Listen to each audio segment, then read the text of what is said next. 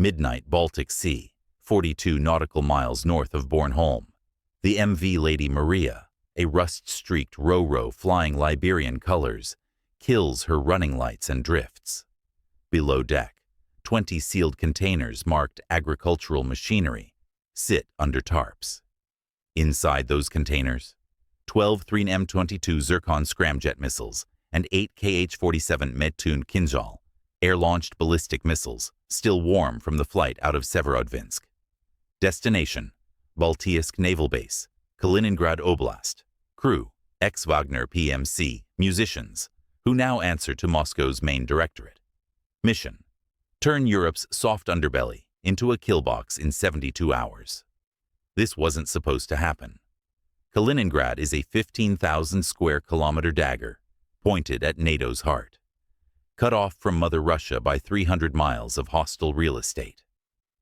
Every ship coming in gets triple scanned by Polish and Swedish Coast Guard. So how do you sneak in weapons that can erase Berlin in 6 minutes flat? You don't sneak. You bribe, spoof, and sail straight through the front door wearing a fake mustache. Step 1. Paperwork. The Lady Maria's manifest lists John Deere combine parts, bound for a shell company in Klaipėda, Lithuania. Digital seal certified by a Greek notary who died in 2021. Classic GRU tradecraft. Step 2. AIS spoofing. At 2200 hours, the ship's transponder blinks out, replaced by an identical ghost signal showing a different MV Lady Maria heading to Gdansk with frozen fish. Step 3. The escort. 2 Project 22-160 patrol ships, Admirals Grigorovich and Essen, loiter 40 miles out pretending to chase NATO spy submarines. Anyone who gets curious gets painted by fire control radar until they remember they have families. Now fast forward to 0400, Baltic Pier 17. Cranes swing the containers onto flatbeds like they're unloading IKEA furniture. By sunrise, those flatbeds are rolling inland on the Primorsko Ring Road, escorted by unmarked UAZ Patriots with tinted windows and no plates. Destination: a brand new logistics park outside Cherniakovsk that satellite imagery swears wasn't there 6 months ago. Turns out it's a hardened Bastion P complex with pop-up launchers disguised as shipping containers. Range of Zircon, 1,000 kilometers. Flight time to Berlin, 5 minutes 40 seconds. Flight time to Warsaw, 3 minutes 20 seconds. Flight time to a quiet morning coffee, -4 minutes. NATO notices at 14:30 CET when a Swedish Gulfstream S-102B Korpen SIGINT bird picks up X-band targeting pulses sweeping downtown Stockholm. Pulse repetition frequency matches the 3M22's active seeker. Shape headquarters in Mons goes to DEFCON 2, first time since 1962. German Chancellor cuts short a climate summit in Glasgow. Polish President recalls every leave in the 16th Mechanized Division. And Putin? He's on a fishing trip in Karelia with no cell service. Classic. Here's where it gets spicy. At 1800 Zulu, Maxar snaps fresh imagery. 12 Zircon canisters erected, noses pointed, southwest, bearing 232 degrees, straight shot down the Autobahn to Berlin Mitte. Overlay the Kinzhals on MiG-31Ks at Cherniakovsk Air Base, and you get an overlapping kill ring that covers every NATO airbase from Ramstein to Wask. Mach 10. Top attack. No existing European missile defense can touch it. Patriot PAC-3, 22 seconds too late, Aegis ashore in Redzikovo, still missing half its SPY-1 panels. Europe just got checkmated by a Baltic postage stamp. And then, this happened. 1903 local time, a lone Lithuanian truck driver live-streaming on TikTok catches something weird. A Russian column rolling west on the A229. Flatbeds carrying what look like oversized HVAC units. Chat explodes. Those are Kinzhals, bro. Within 40 minutes, the clip has 22 million views. NATO E-3 Sentry orbiting over Lithuania confirms. 8 tells just broke cover. Launchers elevated to 85 degrees. Fuel trucks topping off liquid oxidizer. That's not a drill. That's a countdown. White House, 2:15 p.m. EST. POTUS gets the brief in the Situation Room.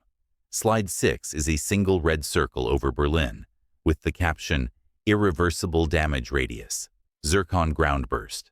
Slide 7 is the same circle over DC, with the caption, What happens if we escalate? National Security Advisor lays out the options. Option Alpha, immediate airstrike on Chernihikovsk, guaranteed Article 5, possible nuclear release. Option Bravo, diplomatic off-ramp, call Putin's bluff, pray he's bluffing. Option Charlie, the crazy one nobody wants to say out loud. They pick Charlie. Operation Thunder Child, green lit at 2100 Zulu. 2 B-2 Spirits out of Whiteman AFB go wheels up with a very special payload. GBU-57B massive ordnance penetrators loaded with new cobalt-salted warheads. Target, the brand new underground command bunker under Chernihikovsk that Russian TV bragged about last month. Official name, Object 117. Unofficial name, Putin's Baltic Panic Room. Depth, 180 feet of reinforced concrete. Only weapon on Earth that can crack it, the MOP. Only platform that can deliver it undetected, the Spirit. Flight route, Great Circle over the North Pole. Refuel 4 times. Ingress from the Barents Sea at 200 feet. Mission clock, 19 hours. Meanwhile, Berlin goes dark. Bundestag evacuates to the old Führer bunker. Irony noted. London scrambles Typhoons to Bornholm. French Rafales with ASMPA nuclear missiles go to airborne alert. The entire continent holds its breath. 0300 CET, Day 2. Russian Northern Fleet sorties every submarine it has. 12 boats, including both Belgrads with Poseidon torpedoes. Message, hurt Kaliningrad. We drown Europe in fallout. NATO responds by surfacing USS Georgia in the Norwegian Sea. 18 Trident tubes open. A gentle reminder that London to Moscow is 12 minutes at Mach 23. And then the twist nobody saw coming. At Euro 347, the Lady Maria, remember her, transmits a mayday on open channel. Claims engine fire, requests permission to divert to Gdansk, Polish harbor. Master clears her in. Ship docks at 0510. Port security finds the cargo holds completely empty. Not a single missile. Just 40 tons of Belarusian potash fertilizer and a handwritten note in Cyrillic. Checkmate. Suckers. Turns out the entire Chernihikovsk deployment was a shell game. Real missiles never left the Lady Maria. They offloaded at sea to 2 Project 1711 landing ships that slipped into Baltic under the cover of the decoy column. By the time NATO figured it out, the Zircons were already mated to SSN-33 launchers on the Oscar II submarine Oral, currently submerged 80 meters under the GIUK gap.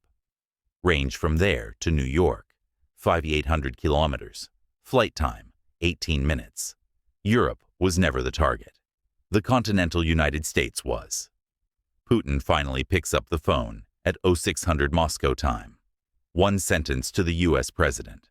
Remove your bombers or Norfolk burns before breakfast. B-2s are 400 miles from target. Abort order goes out at 0612. Spirits turn east. Dump the cobalt mops into the Laptov Sea. Better the Arctic than Berlin. Standoff ends not with a bang, but with the quiet click of safeties sliding back on. So what the hell just happened?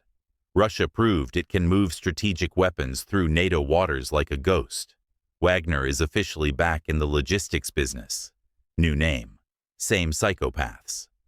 Hypersonic missiles are no longer future tech. They're parked 300 kilometers from Berlin, with the engine running.